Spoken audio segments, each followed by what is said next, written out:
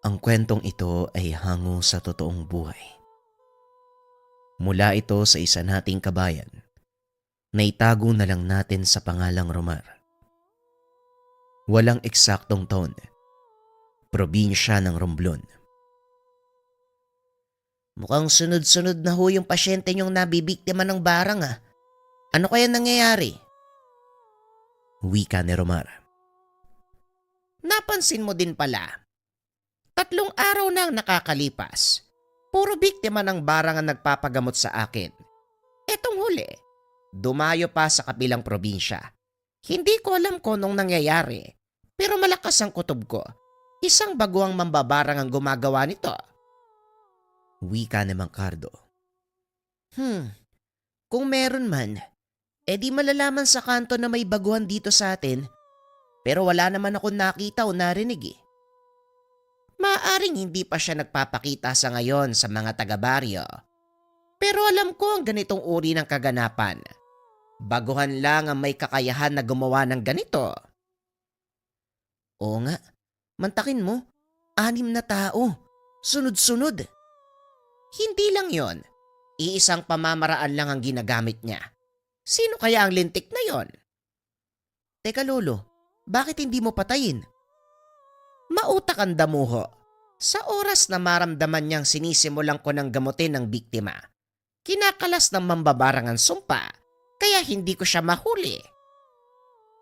Kung nandito lang sana si Tio Gadwin, mabilis nating mahanap yung mambabarang na yun eh. Masyadong abala ang taong yun sa sarili niyang buhay. Tinalikuran na ba talaga niya ang panggagamot, Manong? Sayang naman yung husay niya. Hindi ako sigurado kung ano ang laman ng isipan ng tiyuhin mo. Hinahayaan ko lang siya sa gusto niyang gawin. Ayokong pilitin ng isang tao sa bagay na ayaw niya. Kung sa bagay, tama nga po kayo. Nakakapanghinayang lang kasi yung talento ni Tio Gadwin. Ay nako, wag na muna nating pag-usapan ng taong yon. Nakakasama ng loob eh. Yan ka na nga muna. Magpapahinga na muna ako. Maya-maya darating na ang pasyente. Nang mga panong ito, nakatira si Romar sa kanyang lolong si Mang Cardo. Kilalang manggagamot sa lugar. Dalubhasa sa panggagamot ng mga napaglaruan ng elemento at barang. Madalas lapitan ng kanyang mga kababaryo para humingi ng tulong. Lalo na kapag may nararamdaman ang mga ito na sakit. May nag-iisang anak si Mang Cardo na tinuruan niya ng lahat ng nalalaman. Kaso nga lang piniling umalis sa kanilang lugar upang hanapin ang sarili. Ilang taon na rin ang nakakalipas simula nang umalis ito. Hindi na umasa si Mang Cardo na babalik pa. Pero hindi naman nawalan ng pag-asa si Romar. Alam niyang darating ang panahon na muling babalik ang tiyuhin. Romar, ihanda mo na ang sala at maya-maya papasok na ang mga pasyente. Siguradong marami na naman tayong gagamutin. Nalinis ko na po yun, Lolo. Naroon na rin po mga gamit mo. Mabuti naman. Teka sandali lang. Tatapusin ko lang ang pagdarasal. Sasabihan ko na lang po mga tao, Lolo. Maiwan ko na po kayo. Lumabas si Romar upang kausapin ang mga pasyente. Karaniwan sa mga ito ay mga parokyano, pinapabalik ng matanda para malaman ang kinalabasan ng unang panggagamot. Ngunit napansin ni Romar ang isang lalaki na nakasuot ng sirasirang sombrerong dibanig. Noon niya lang nakita ang taong iyon, kaya hindi ito nilubayan ng tingin. Ilang minuto ang nakalipas. Pinatawag na ni Mang Cardo ang unang pasyente. Pinapasok naman ito ni Romar. Ngunit hindi pa rin inaalis ang tingin sa lalaki. Nakakailang pasyente na si Mang Cardo, ngunit naroon pa rin ang lalaki. Ang buong akala ng binata ay nakapila din ito. Kaso nga lang ilang beses na siyang nilampasan ng ibang magpapagamot. Dito na nagpasya si Romar na lapitan ang lalaki. Habang papalapit ang binata, tila nakaramdam ito ng hindi maganda. Tuluyang bumagsak ang katawan ng binata, nawala ng malay. Hindi na alam ng binata ang susunod na nangyari. Nagising na lang ito. Nakahiga na sa mahabang upuan ni Mang Cardo. Ano bang iniisip mo, Romar? Bakit mo kinumpronta ang isang taong may mataas na kakayahan? Tanong ng matanda. Dito na naalala ni Romar ang nangyari. Teka, hindi ko siya kinumpronta, Lo. Papalapit pa lang ako sa taong yun. Bigla na lang dumilim yung paningin ko eh. Pagkatapos nun, hindi ko na alam kung ano nangyari. Walang nakakakilala sa taong yon, kahit sino sa mga naging pasyente natin. Pero alam ko, meron siyang mataas na kaalaman. Ang ginawa niya sa'yo ay isang uri ng tigalpo. Tigalpo? Ano po yun? Isang uri ng kakayahan. Dasal o salitang ibinabato sa pamamagitan ng pag-ihip o simpleng pagbulong sa hangin. Normal na mawalan ka ng malay dahil wala kang suot na depensa. Ilang beses ko nang sinabi sa'yo na huwag mong tatanggalin ang pangontrang ibinigay ko. Nakaligtaan ko po kasing isuot eh. Pasensya na po ah. Pero sino kaya yung taong yun? Walang nakakalam, Umara. Kung maayos na ang pakiramdam mo, magligpit na tayo. Nagsipag-uwian ng mga pasyente. Pinabalik ko na lang bukas. Ang iba, natakot sa nangyari sa'yo. Kung nandito lang sana si Tio Gadwin, wala ka ba ibang bukang bibig kung hindi antsuhin mo? Alam mo, Romar, hindi na babalik ang taong yon. Tinalikuran niya ang pagiging manggagamot. Hindi po tayo sigurado, Lolo. Maaaring hinahanap lang ni Tio Gadwin ang sarili niya. Ano pa ba ang kailangan niyang hanapin? Malinaw na ang tadhanang nakalatag sa kanya, pero hindi niya ito makita. Wala nang makakagamot sa taong nagbubulag-bulagan. Hindi na naituloy ni Cardo ang pakikipag-usap dahil alam niya na magagalit lang si Mang Cardo. Ito ang naging reaksyon ng matanda sa tuwing napag-uusapan ang kanyang anak. Kinabukasan muling inabangan ni Romar ang pagdating ng lalaki, kaso nga lang hindi ito nagpakita. Ganon din ang mga sumunod na araw. Sa isip ng dalawa, maaaring napadaan lang ito. Inobserba ng pamamaraan ng panggagamot ni Mang Cardo. Pero ilang linggo ang lumipas. Wala namang nangyaring kakaiba. Maliban sa mga tipikal na kasong ginagamot ni Mang Cardo, nasanay na din si Romar sa mga sanib at laro ng mga engkanto. Unti-unti na rin siyang nasasanay sa mga pasyenteng biktima ng barang. Habang tumatagal, talagang parami ng parami ah. Ano bang gustong palabasin ng mambabarang na yan? Mukhang hinahamon ka yata, Lolo ah. Yan din ang pakiramdam ko. Pero isang bagay lang ang gumugulo sa aking isipan. Kung talagang hinahamon ako ng mambabarang, bakit hindi niya gawin ng harapan? Sa kabila ng murang edad, malawak na ang pag-unawa ni Romar sa mga bagay-bagay, kaya hindi niya tinigilan ang pag-iisip ng mga dahilan kung bakit ginagawa ito ng mambabarang.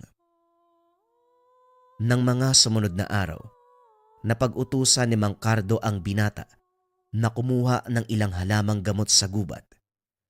Kabisado na ni Romar ang daan kung saan ito makukuha ni Mang Cardo. At habang nangunguha ng mga halamang gamot, naramdaman ni Romar ang pag-init ng suot na pangontra.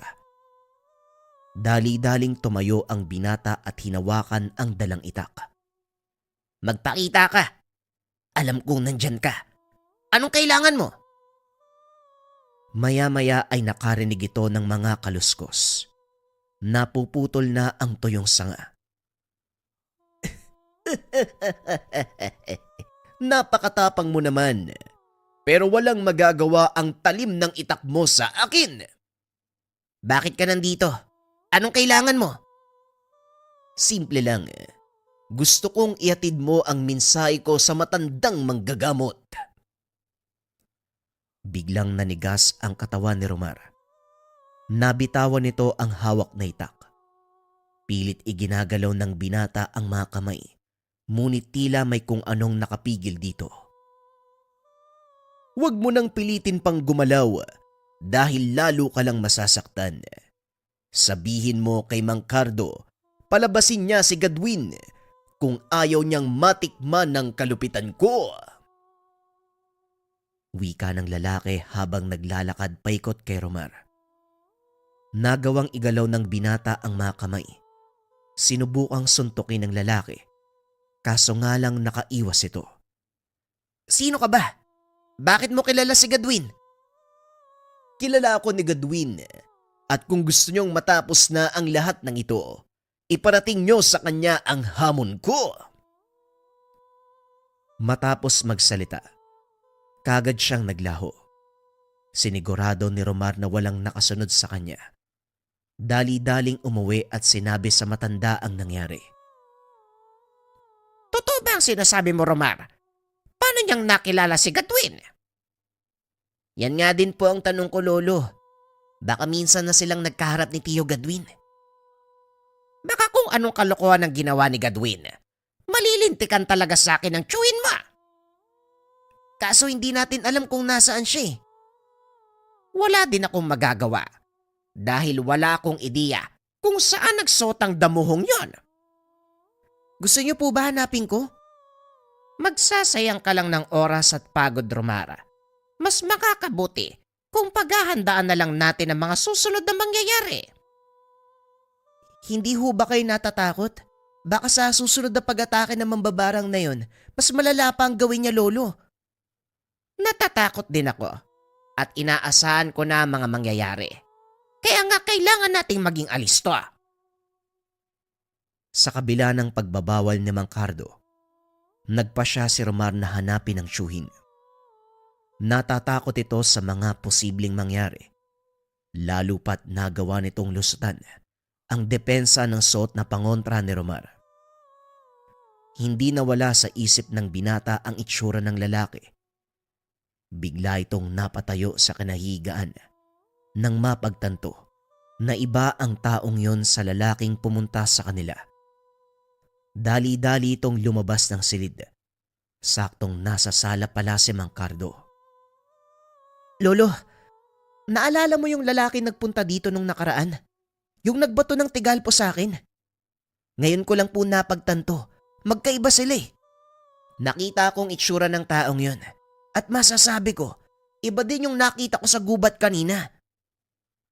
Sa palagay ko, iisang tao lang sila. May kakayahan na magpalit ng anyo at manggaya ng ibang imahe ang mga mambabarang. Isa ito sa natural nilang kakayahan. Ginagamit nila ito upang hindi madaling makilala, kaya huwag kang magpapalinlang. Hindi, Lolo. Alam kong ibang tao rin yung nakita ko sa gubat.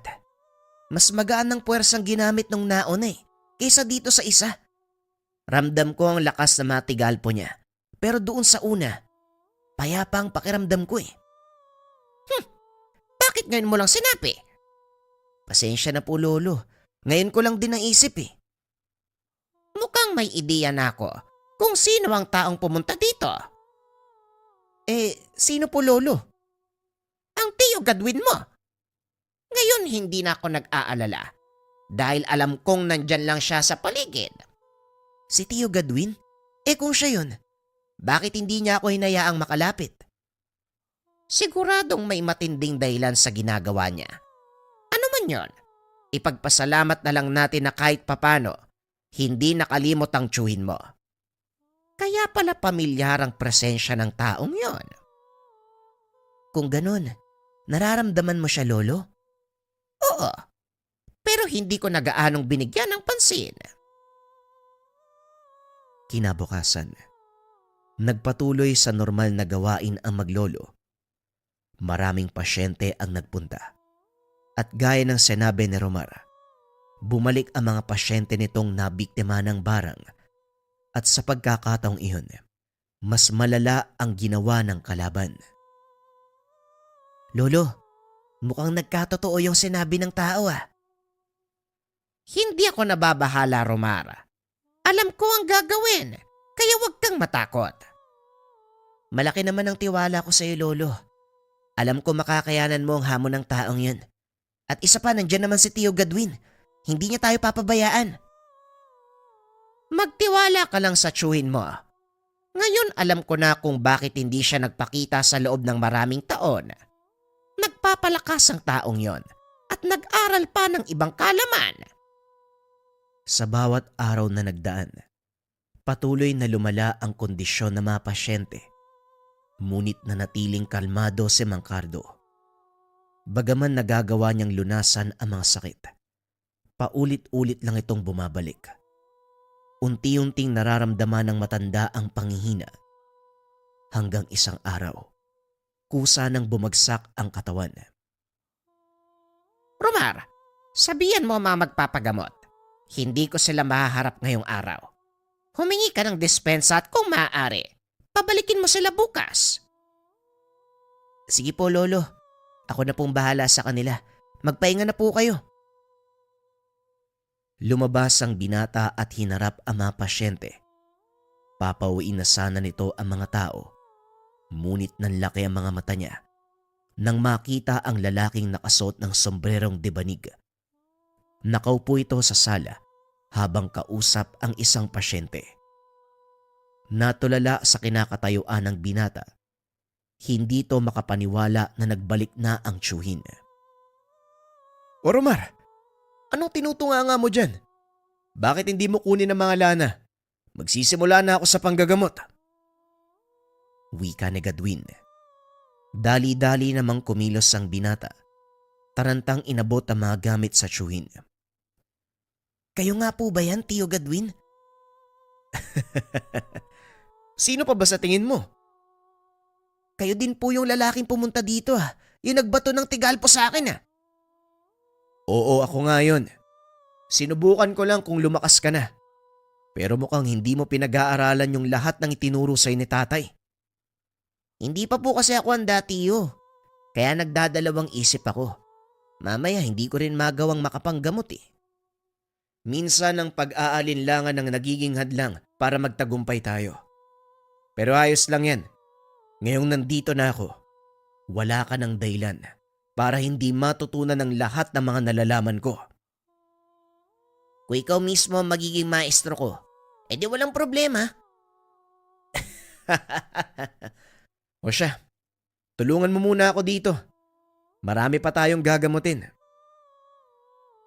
Nagpatuloy sa panggagamot ang dalawa. Nagtaka si Mang Cardo kung bakit hindi kaagad nakabalik si Romar, kaya lumabas ito ng silid. Nanlaki ang mga mata ng matanda. Nang makita si Gadwin na inaasikaso ang mga pasyente, hindi na nagpahalata ang matanda. Muli itong bumalik sa silid upang magpahinga. Ngunit sa kaloob-looban nito, masaya si Mang Cardo dahil sa wakas, bumalik na ang anak. Gabi na nang matapos ang dalawa sa gamutan. Masaya si Romar dahil hindi na sayang ang pagod ng mga tao sa pagpunta. Nilunasan ni Gadwin ang kanilang mga sakit. Kinabukasan, maagang bumangon si Roman, nagsibak na mga kahoy na panggatong. Maya-maya ay lumabas si Gadwin bit-bit ang timba. Iwan mo muna mga yan. Samahan mo kung mag-igib ng tubig inumin sa balon. Inilapag ni Romar ang palakol. Kumuha ng isa pang balde. Nagtungo ang mga ito sa balon. Kaso nga lang napakaraming tao. Mukhang kailangan pa nating pumila. Ayos lang ba kayo? Kung gusto mo, balikan mo na lang ang ginagawa mo. Ayos lang po, Tiyo, at isa pa. Konti lang naman yun Matatapos ko rin yung pagsisibak ng kahoy bago man ang halian. Habang nag-uusap ang dalawa, napansin ng mga ito na nagbubulungan ang mga tao. Isa-isang umaalis sa lugar. Anong problema? Bakit nag-aalisan ng mga tao? Tinignan ni Romar ang balon. Laking gulat nito dahil kulay itim na ang tubig. Naglalabas ng napakabahong amoy. Tinanong ng binata ang mga tao. Napag-alaman na bigla na lang naging ganon ang tubig nang wala namang dahilan. Ano kaya ang problema? Bakit biglang nangitim yung tubig sa balon? Sandali lang. Parang nakakapagtaka. Biglang umitim yung tubig. Sa pagkakaalam ko, napakalalim ng balon na yan. Hindi basta-bastang nangingitim. Konektado yan sa bukal sa kabundukan eh. Maliban na lang kung Sinadyang lasunin ng tubig. Mukhang alam ko na kung sino may gawa nito. kailangan nating kausapin si tatay. Pero teka, alam niya ba na bumalik na ako? Hindi pa siya lumalabas ng silid ah. Yan din ang inaalala ko eh. Masama ang pakiramdam ni Lolo kagabi. Kaya nga hindi siya lumabas ng silid para manggamot eh. Kaninang umaga, hindi rin siya bumangon para magkape. Ang mabuti pa, umuwi na muna tayo.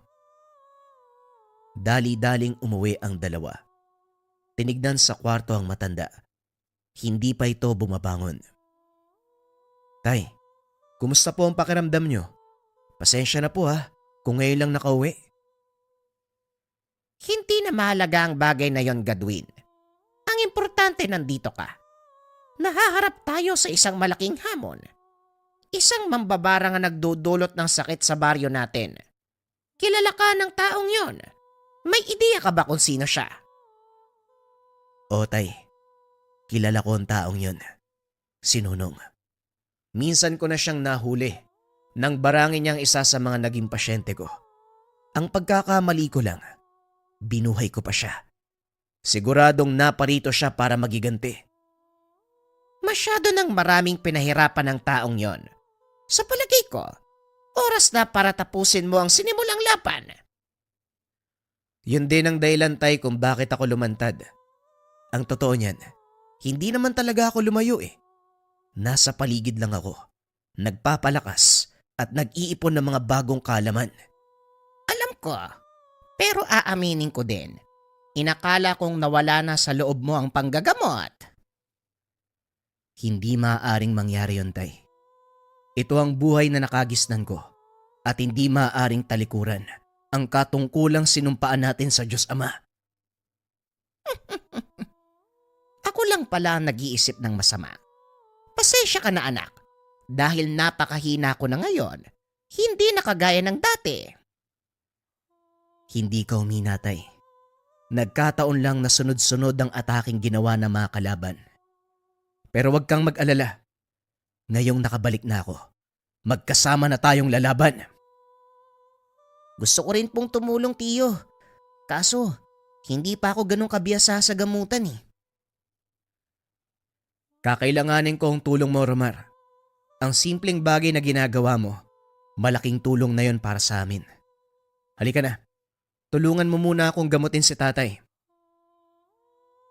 Matapos ang pag-uusap, hinanda ni Romar ang gagamitin ng tiyuhin. Sinimulan ni Gadwin ang panggagamot sama. At nang matapos ito, parang walang nangyari. Muling nanumbalik ang lakas ni Mang Cardo. At sa pagkakataong iyon, magkasabay nilang hinarap ang mga magpapagamot. Paano yan, tiyo? Siguradong nakarating na kay Nonong na nandito ka. Ayos lang na malaman niya na nandito ako. May binabalak ako eh. At dito ko kakailanganin ng tulong mo. Po, anong gagawin ko? Simple lang. Magpapanggap ako na ikaw. Nag-usal ng dasal si Gadwin at inihip sa hangin. Nanlaki mga mata ni Romar dahil nang tignan nito ang tiyuhin. Parang nakatitig siya sa salamin. Paano mong nagayang itsura ko, tiyo? Isa ito sa mga kakayahang natutunan ko nung umalis ako. Isa itong uri ng sabulag. Nagagawa kong linlangin ang paningin ng sinuman. Parehong may kakayahan at wala. Hindi nila malalaman ang totoo kong pagkatao. Dati pati ang aura ko, natatago ng sabulag na ito. Saan naman po nang galing ang kakayahan na yan? Dahil sa mutyang ito. Inilabas ni Gadwin ang suot na kwintas. Isa itong itim na bato na may mga butas. Mabigat na parang yari sa bakal. Ano naman po yung batong yan, tiyo? Hindi ordinaryong bato ang hawak ko, Romar. Ito ay mutya ng bulalakaw. May kakayang itago ang totoong katauhan ng may tangan sa tamang paggamit at pagbasa ng mga orasyon. Kaya din itong magtanggal ng kakayahan ng kahit sinong may tangan. Kahit pa mambabarang, tiyo? Oo, Romar. Kahit ang pinakamalakas na mambabarang, kayang tanggalin ng kakayahan. Ito ang sekretong hindi pa nalalaman ni Nonong. Ngayon, anong gagawin ko? Magtago ka. Hayaan mo nga akong tumulong kay tatay mamaya. Antayin mo ang hudyat ko. At sa oras na magpakita si Nonong, doon ka lumabas. Kinagabihan, nang mailahad ni Gadwin ang plano sa pamangkin, tinuloy nito ang panggagamot. Maging si Mang Cardo ay hindi nakilala ang binata. Inakala nito, si Romar pa rin ang katuwang sa panggagamot. Romar, nasaan ang tiyuhin mo? Akala ko ba tutulungan niya tayo dito? Ako po to, tay. Huwag ka lang magpapalata. Nagulat si Mang Cardo nang marinig ang boses ng anak. Aba, anong kalukuhan ang ginagawa mo, Gadwin? Ano bang balak mo? Basta, tay. Walang dapat makaalam na ako ito. Malakas ang suspetsya ko na mauhuli natin ngayon si Nonong. Pag-uusap ng mag-ama. Maya-maya ay isa sa mga pasyente ni Mang Cardo ang dumating. Ang isang ito ay biktima ng mambabarang. Humanda ka na. Susubukan ko siyang hulihin. Hindi na kailangan, tay. Kailangan mo lang malaman kung saan siya nagtatago. Nang sa ganon ako mismo ang pumunta sa kanya. Paano kung gagawin yon? Bago ko pa malaman, kagad na siyang kumakalas. Ilang beses ko nang sinubukan ang bagay na yon, pero hindi ko talaga magawang huliin ng mambabarang. Pinakiusapan ng matanda ang mga tao na kailangan niyang unahin ng nabarang dahil nag-aagaw buhay na ito. Pumayag naman ang mga tao. Sinimula ng dalawa ang panggagamot. At sa tulong ng mga bagong kaalaman ni Gadwin, nagawa niyang pasanibin ang mambabarang. Sa palagay ko, nasa katawan ng pasyente mo mambabarang. Huwag ka magpapala, tatay. Hindi niya alam na nandito ko. Anong ginawa mo? Pati ang boses mo nagpago. Paano mo siyang naigapos sa katawan ng pasyente? Sa susunod ko na ipapaliwanag, tay. Sa ngayon, subukan mo magtanong. Sikapin mo magtagal ang pag-uusap. Hanggang 5 minuto lang ang kaya kong itagal, Gadwin. Masyado nang mahaba ang 5 minuto, tay. Kaya kong matunto ng kinaroroonan niya sa loob lang ng 3 minuto. Sinimulang kausapin ng matanda ang mambabarang na nakasabit sa katawan ng pasyente. Kaso nga lang hindi ito nagsasalita. Alam ng matanda na nakasapi na ito dahil iba ang kilos ng kanyang ginagamot. Patuloy na nagsasalita ang matanda, nagtatanong ng kung ano-ano, hanggang sa tuluyang matukoy ng binata ang kinaroroonan. Mukhang walang pag-asang sumagot ang mambabarang na ito, anak. Anong susunod mong gagawin? Ako nang bahala, tay. Asikasuin mong pasyente. Halika na, Romar. May tutugisin tayong mambabarang. Hindi na nagtanong pa.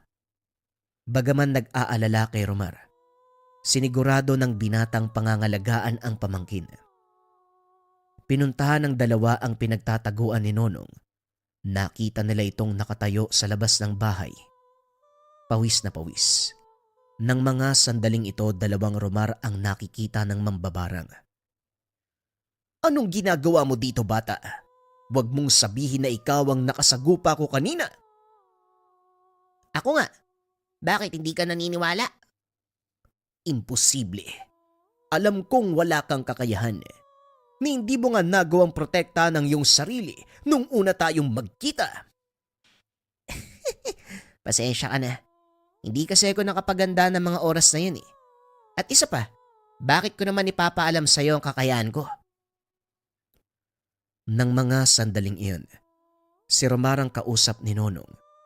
Nakatayo lang si Gadwin sa tabi ng pamangkin. Napansin ni Nonong ang isa pang Romar. Nalaman niya ang plano ng binata.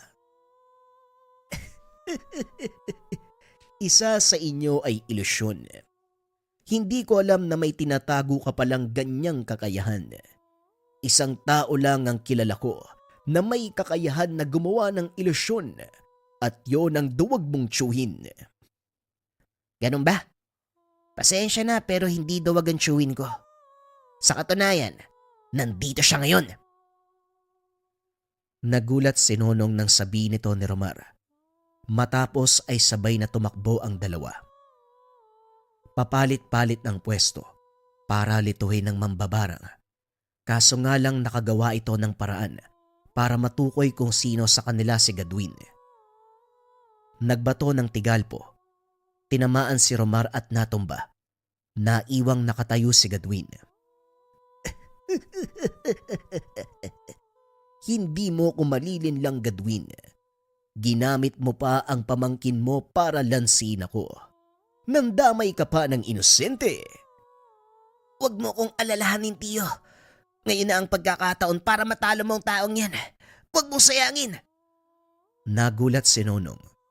Nakapagsalita pa si Romar sa kabila ng malakas sa tigalpong ibinato. Paano mong nagawang makapagsalita? Malakas ang tigalpo na ibinato ko sa iyo. Dapat paralisado ang buong katawan mo. Huwag ka nang magulat, Nonong. Hindi lang ikaw ang umuunlad sa larangan ng lihim na karunungan. Hindi na nagsayang ng pagkakataon si Gadwin. Dali-dali itong tumakbo papunta sa kinakatayuan ni Nonong. Idinikit sa katawan ng mambabarang ang hawak na mutya ng bulalakaw. Nung una, hindi nito nararamdaman ang epekto. Ngunit nang maglaon, unti-unting bumigat ang pakiramdam. Hanggang sa tuluyang nakalas ang binato niyang tigalpo kay Romar. Nangangahulugan, nawawala na ng bisa ang kanyang mga dasal pang proteksyon. Ano tong idinikit mo sa akin? Tanggalin mo. Bitawan mo ko. Bakit? Ramdam mo na ba ang unti-unting pagkalas ng kakayahan mo? Yan ang epekto ng mutya ng bulalakaw. Unang tatanggalin nito ang kakayahan mo sa paglalagay ng depensa. Ikalawa, higupin ito ang anumang enerhiya mula sa katawan mo at sa mga mutyang tangan. At ang pinakauli, tuluyan ka ng hindi makakagamit ng dasal. Mawawala ang kakayahan mo sa pambabarang. Walang yaka, pagbabayaran mo ang ginawa mo sa akin. Hindi pa ito ang huli nating pagkikita. Magbabalik ako at maniningil. Ikinalulungkot ko, Nonong. Pero hanggang dito ka na lang. Noon pa sana kita tinapos eh. Kaso, may awa pa akong naramdaman. At aaminin ko, umasa ako magbabago ko eh. At gagamitin ang kakayahan sa tama.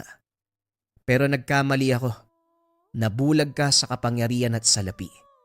Ito ang kabayaran sa lahat ng ginawa mong pagkakasala. Hawak pa rin ni Gadwin ang mutya habang nakadikit sa katawan ni Nonong. Unti-unting tumanda at tila natuyo ang balat ng mambabarang hanggang sa tuluyang naging abo. Dito naglakas ang labang nagsimula. Maraming taon na ang nakakaraan. Tuluyang gumaling ang mga tinaniman nito ng sakit. Ngayong wala na si Nonong, siguradong hindi na babalik yung sakit ng mga pasyente, tiyo. Huwag ka magpapakasiguro, Romar. Maraming gaya niya sa paligid na maaaring magasik ng lagim anumang oras. Kaya handa mo ang sarili mo dahil magsisimula na ang totoo mong pagsasanay. Pag-uusap ng dalawa. Tinuruan ni Gadwin ang pamangkin sa larangan ng panggagamot. Kalaunan nagawa nitong matutunan ang lahat ng karunungan taglay ng kanilang angkan. Si Romar ang humalili sa kanyang lolo Cardo. Samantalang si Gadwin, patuloy lang na inaalalayan ang binata sa kanyang magawain. Sa kasalukuyan, patuloy pa rin nanggagamot si Romar. Bagaman wala na ang lolo at Shuin, taglay nito ang mga karunungang namana. Ang isang uri ng mutya na humihigop ng lakas ng lihim na karunungan. Bagong istorya pa rin ang kasunod, mga kabayan. Simulan na ang kwento. Ang kwentong ito ay hango sa totoong buhay. Mula ito sa isa nating kabayan na itago na lang natin sa pangalang Gino. Walang eksaktong taon, probinsya ng Masbate. Paminsan kung sino pa ang inakala nating masama, siya pa ang may mabuting kalooban. Ito ang kasabihan na napatunayan ng ating tampok na karakter. Isinilang sa pamilyang Kristiyano itong si Gino. Pastor ang ama. At ang ina ay naglilingkod din sa kanilang simbahan bilang guro. Nagtuturo ito ng katekismo sa mga batang miyembro. Ibinibigay ang aral ng salita ng Diyos. Nang mga panong ito 18 taong gulang na si Gino, nag-aaral sa kolehiyo sa kursong theology. Balak nitong sundan ang yapak ng ama, maging isang pastor. Bilang batang lumaki sa pangaral at alituntunin ng Biblia, hindi lingid kay Gino ang tungkol sa mga masasamang elemento. Ngunit ang tanging pinagkaiba, anghel at demonyo lang ang kanilang pinaniniwalaan. Namulat si Gino sa paniniwalang hindi totoo ang mga aswang at engkanto. Kaso nga lang nabago ang lahat ng ito nang minsan silang dumayo sama sa isang liblib na sityo sa kanilang bayan. Ginagawa ito ni Pastor Henry para magpalaganap ng salita ng Diyos at dalhin ng mga tao palapit sa kanya. Kaso nga lang hindi naging maganda ang karanasan ng mag-ama sa sityong iyon. Kung ano ang nangyari, malalaman sa pagpapatuloy ng kwento. Nandito na tayo sa sityo. Pakidala ng bag ko. Pagbaba mo ng sasakyan, anak. Wika ni Mang Henry. Habang bumababa ng sasakyan, nakarating na sila sa isang malayong sityo na sakop ng kanilang bayan. Medyo masukal na ang daan sa paligid at kung titignan, iilan lamang ang mga bahay. Paanan na ito ng kabundukan kaya wala gaanong nakatira dahil hindi naabot ng elektrisidad ang lugar. Parang ang layo sa kabias na nitong napili mong lugar, tay. May mga tao pa kaya dito? May nakita ako mga bahay, Gino. Kaya huwag kang mawala ng pag-asa. Ang sabi nga ng mga pastol, kahit 1 o 2 tao lang ang makikinig sa'yo, huwag kang magdadalawang isip na ipalaganap ang salita ng Diyos. Opo, tay, alam ko naman yun. Kasong inaalala ko, napakalayo nito sa bayan. Baka abutin pa tayo ng ulan. Magtiwala ka lang. Panginoon ang magbibigay ng lahat ng ating mga kailangan. Halika na, magsimula na tayo magbaybay. Pag-uusap ng mag-ama. Naglakad ang mga ito papunta sa unang bahay. Sinalubong naman sila ng mga tao. Nangaral si Pastor Henry. Pagkatapos ay lumipat ito sa ibang bahay. Kaso nga lang sa pagkakataong iyon, hindi sila pinatuloy ng nakatira. May mga tao palang ayaw makinig ng salita ng Diyos, tay? Hindi lahat ng tao makukuha natin ang kalooban. Minsan panapanahon lang yan eh. Siguro hindi pa oras para marinig nilang magandang balita. Hindi pa sila tinatawag ng Panginoon. Pero darating ang oras, sila mismo maghahanap ng karian ng Diyos. Wika ni Mang Henry. Habang nag-uusap ang mag-ama, may lumapit na matandang babae. Mukhang uulan na. Bakit hindi mo na kayo tumuloy sa aking tahanan? Ay naku, oo nga po. Maraming salamat, nanay ha. Pero tutuloy na lang po kami siguro sa pagbaba ng bayan. Hindi na kayo makakadaan sa kalsada. Maya-maya lang, balot na ng putik ang daan. Tignan nyo, umuulan na sa taas ng bundok. Nakita ni Pastor Henry ang makapal na ulap sa kabundukan. Tila alam niyang malakas na ang ulan doon. Mukhang hindi na tayo makakabalik ng bayan ha. Sige po, nay, tara na. Saan po ba bandang bahay nyo? Malapit lang naman dito. Tara, bago pa tuluyang bumuhos ang malakas na ulan. Sige po, nanay. Gino, sumama ka na. Ayusin ko lang yung pagpaparada ng sasakyan. Matapos maayos ang sasakyan, sumunod na din si Pastor Henry sa matanda. Nakita nito ang tahanan at namangha dahil punong-puno ng mga namumulaklak na halaman ng paligid. Isang binata ang nag-abot ng maiinom sa dalawa. Magandang hapon po sa inyo. Eto, may inom. Sandali lang po ah. Kukunin ko lang yung pagkain sa kusina. Siguradong gutom na kayo. Maraming salamat ha. Napakabait nyo ha. Magpalain nawa kayo ng Panginoon. Ito lang ang paraan para makabawi kami sa kasalanan ng aming angkan sa Ama. Ang paggawa ng kabutihan sa mga tao. Bagyang napaisip ang pastor sa sinabi ng matanda. Iba ang pagkakaunawa niya. Lahat naman tayo may obligasyon sa Ama na kailangan nating tuparin. Ito ang ating misyon sa mundo at pangunahing dahilan kung bakit tayo nalikha. Hindi mo nauunawaan ang sinabi ko, Pastor. Pero hindi na yon mahalaga. O siya, kumain na kayo bago pa lumamig ang kape at ang suman. Habang kumakain ng dalawa, biglang bumuhos ang napakalakas na ulan. Halos hindi na makita ang daan. Mukhang hindi talaga tayo makakauwi, Tay. Sobrang lakas ng ulan, no? Imposible talaga makababa kayo sa bayan sa ganyang kalakas na ulan. Dito na po muna kayo magpalipas ng gabi. Bukas ng umaga titila din po yan. Mas ligtas ang pagbaba ng bayan. Wika ni Godoy. Oo nga naman. May bakante pa namang kwarto dito. Yun nga lang. Lamparang degas lang ang aming ilaw. Ayos lang po. Wala pong problema sa amin yun. Sanay po kami sa ganitong buhay, Lola. Melchora ang pangalan ko. At ito naman ang aking apo, si Gutoy. Ako naman po si Henry. At ito ang anak ko, si Gino. Pastor po ako sa isang simbahan doon sa bayan. Ikinagagala ko po kayo makilala. Ganon din kami. Ikinalulugod kong tanggapin kayo sa aming tahanan. Buong gabing nag-usap ang mga ito sa sala hanggang sa dalawin ng antok ang matanda. Nagpaalam na upang matulog. Kaso nga lang laking pagtataka ng mag-ama nang magsabi si Godoy na mananatili itong gising. Sige na po, Lola. Ako na pong bahalang magbantay, magpahinga na kayo.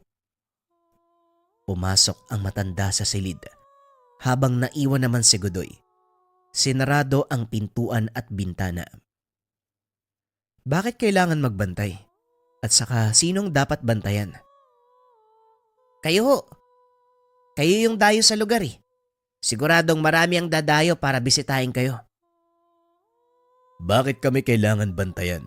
Kung dadalaw sila at mabuti naman ang intensyon, hayaan natin. Hindi niyo po naiintindihan, Pastor. Sila ay mga nilalang sa paligid na balak kayong gawing hapunan. Hindi lahat ng nakatira sa baryong to, tao. Teka, anong ibig mong sabihin, Godoy? Anong hindi tao? Ewan ko kung maniniwala kayo sa mga sasabihin ko Pero may mga aswang na nakatira dito eh. Kabilang kami ni Lola Melchora sa mga yon. Magtatanong pa sana si Gino nang biglang may kumatok sa pintuan. Tatayo sana si Godoy para pagbuksan nang biglang lumabas ng silid si Aling Melchora. Sandali lang, Godoy. Hayaan mong ako ang magbukas ng pinto. Naglakad ang matanda papunta sa pintuan. Bahagya itong binuksan. Magandang gabi, Aling Melchora. Balita ko may mga panauhin kayo. Mula yan sa bayan, hindi ba? Maaari ba namin silang makita? Wika ng lalaki sabay labas ng bahay. Nilingon ng matanda sina Pastor Henry. Sinenyasan na huwag mag-iingay. Pasensya na, Ador. Pero tulog na ang aming panauhin. Nagpapahinga sila dahil pagod sa mahabang araw ng pangangaral.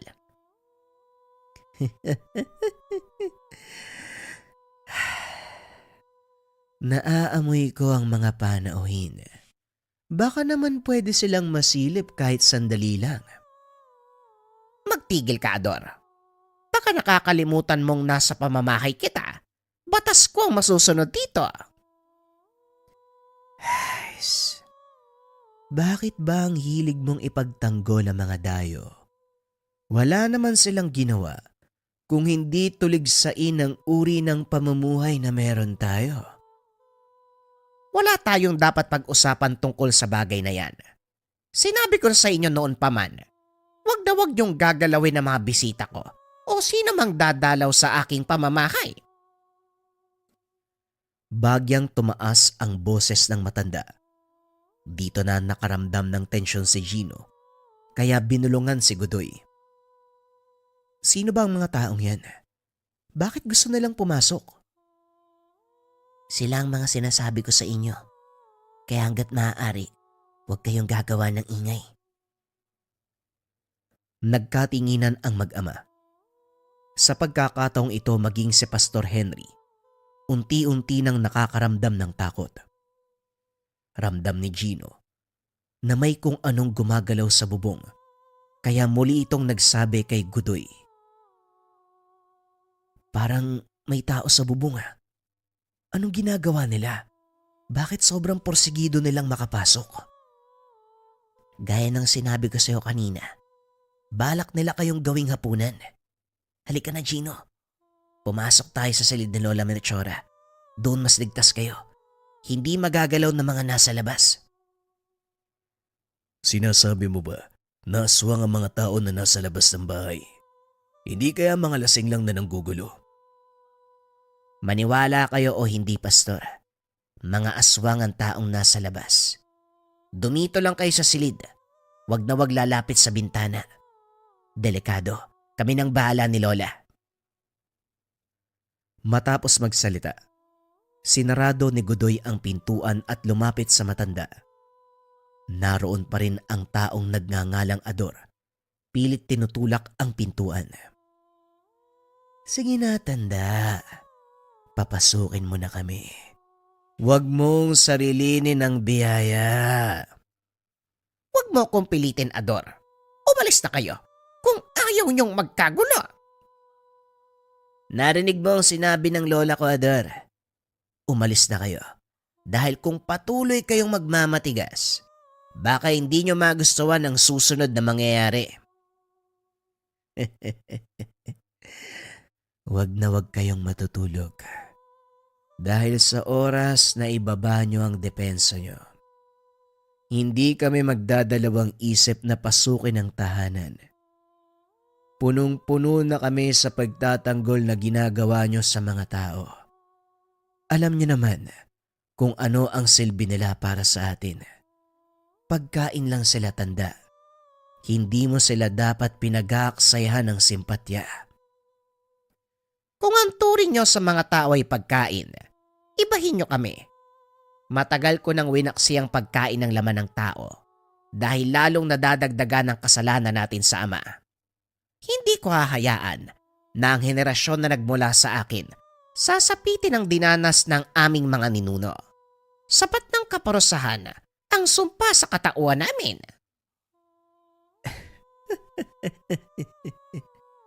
Pinapatunayan mo lang na mahina ka, Aling Melchora. Hindi na ikaw ang tinitingala at kinakatakutang pinuno ng mga aswang.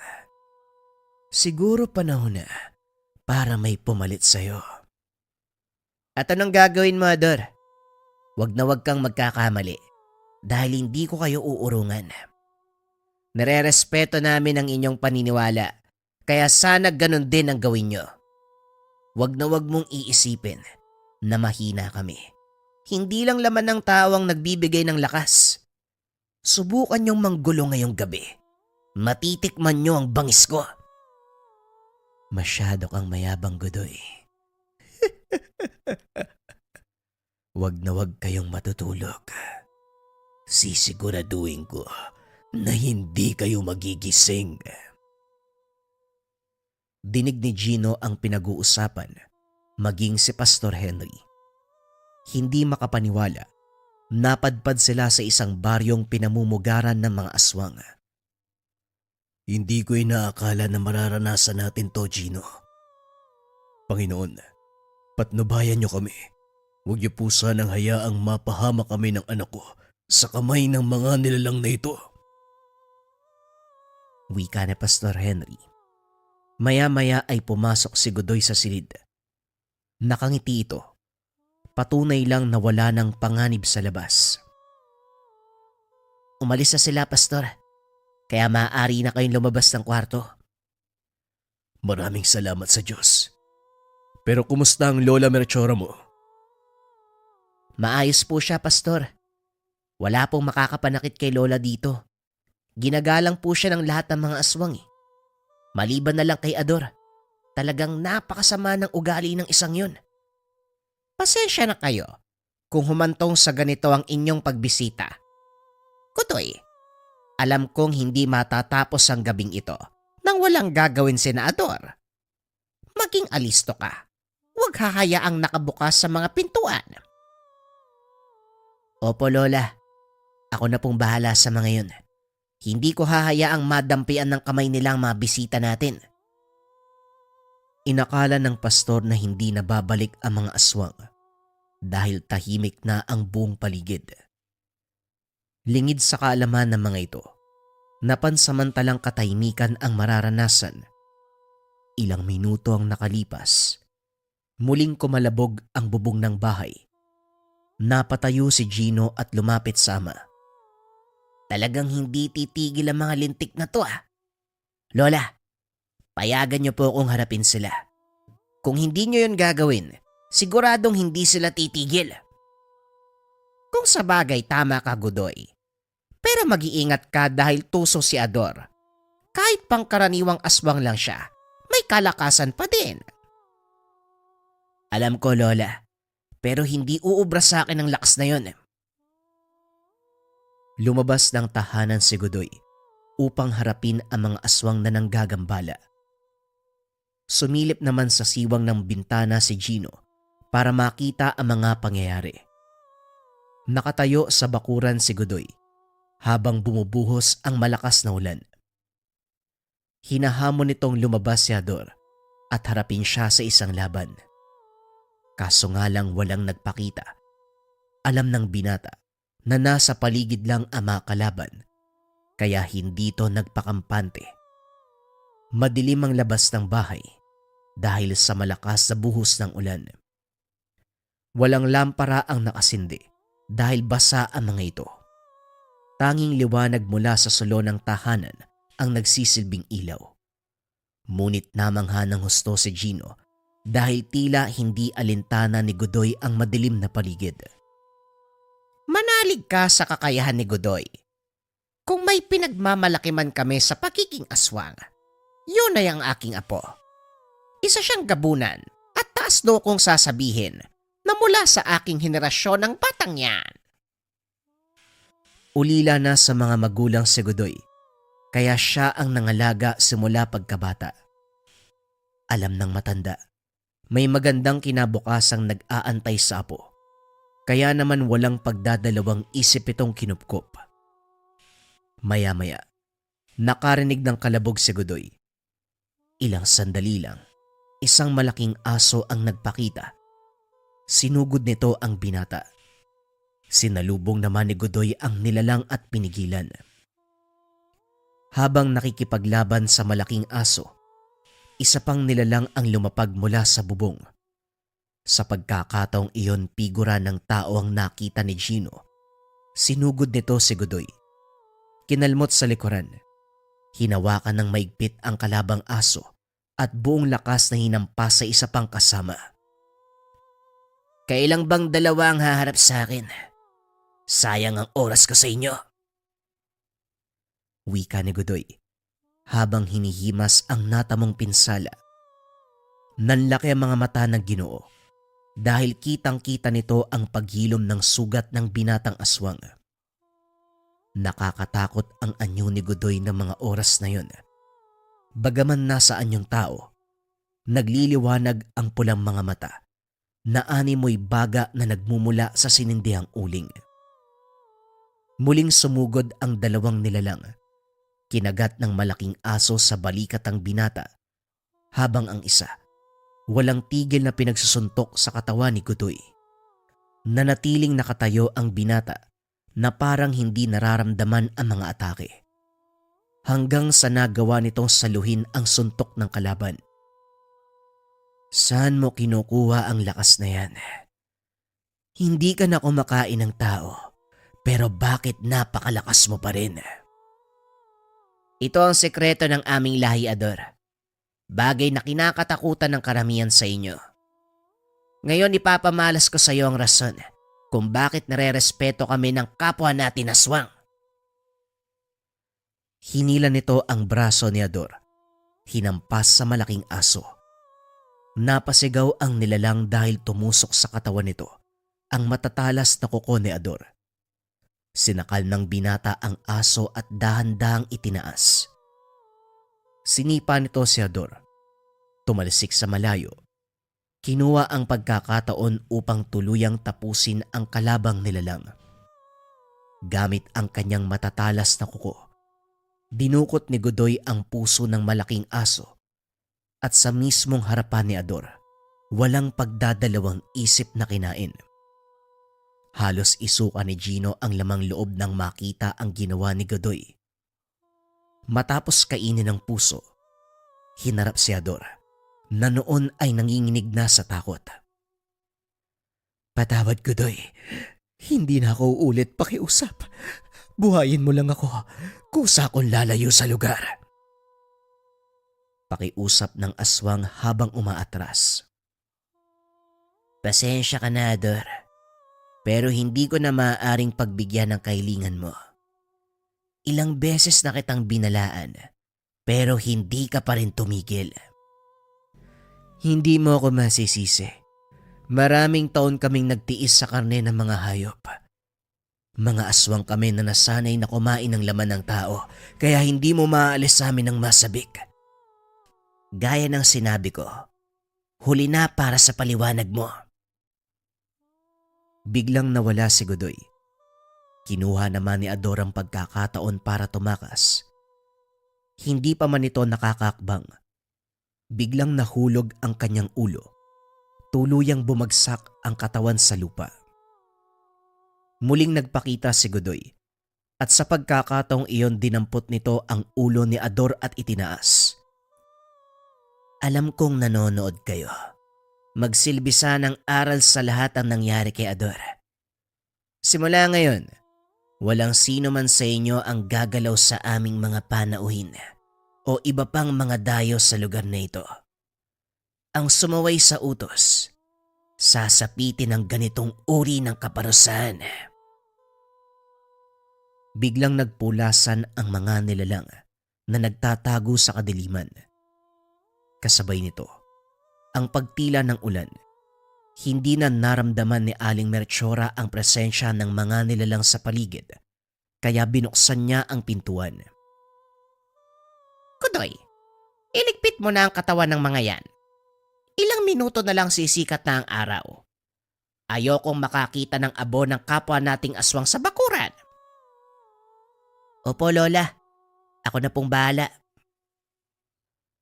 Hindi makapagsalita si Pastor Henry dahil sa mga nasaksiyan. Ni minsan, hindi nito naisip na totoo pala ang mga aswang.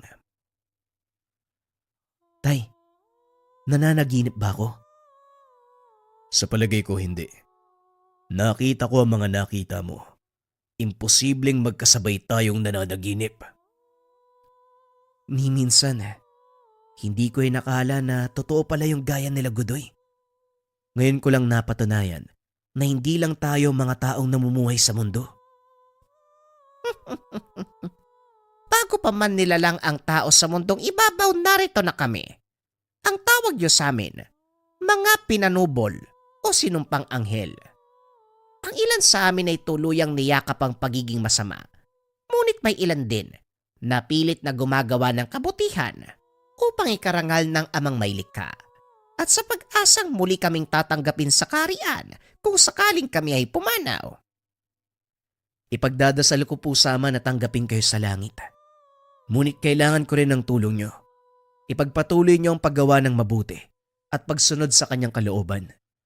Dahil ang pagpapatawad ng ating Ama ay walang hangganan.